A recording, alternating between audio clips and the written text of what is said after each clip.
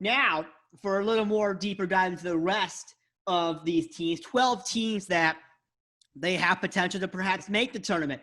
And at the bottom end of that tier, you have Minnesota, where their backcourt could drive them, but their big loss of Daniel Turu could cost them, Dom. Absolutely. He was one of the best scoring centers in the nation and even in the conference. And there are several good centers in the Big Ten alongside Luka Garza and Kofi Coburn, who we'll get into a little bit later. Daniel Carr is going to have to carry the team. He was their second leading scorer on the team last year. They're going to need a lot of production out of him. Otherwise, Pitino could be gone. Yeah, and that's definitely something that could be in the cards too. And even with some of these great players that they had, they were still 8-12 in the Big Ten regular season play, and that's not a mark I'm sure they want to repeat whatsoever. Right. And their backcourt, to me, they're going to have to overperform. I'm not sure what you're thinking about the backcourt here, Dom.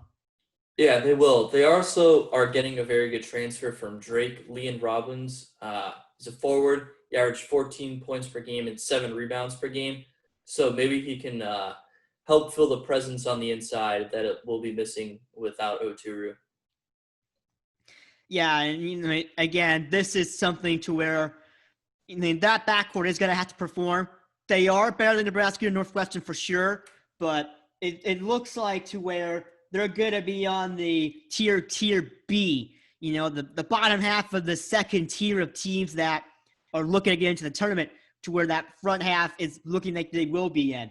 And Minnesota right now, they're on the bottom of tier 2B, which means they are probably going to struggle for an NCAA tournament appearance. And with more conference games than non-conference games, this season in particular, we're going to see a premium on conference games. Because even with last year for Minnesota, even with an 8-12, they were still able to manage, almost breaking 500 when you include the win against Northwestern. They ended up 15-16.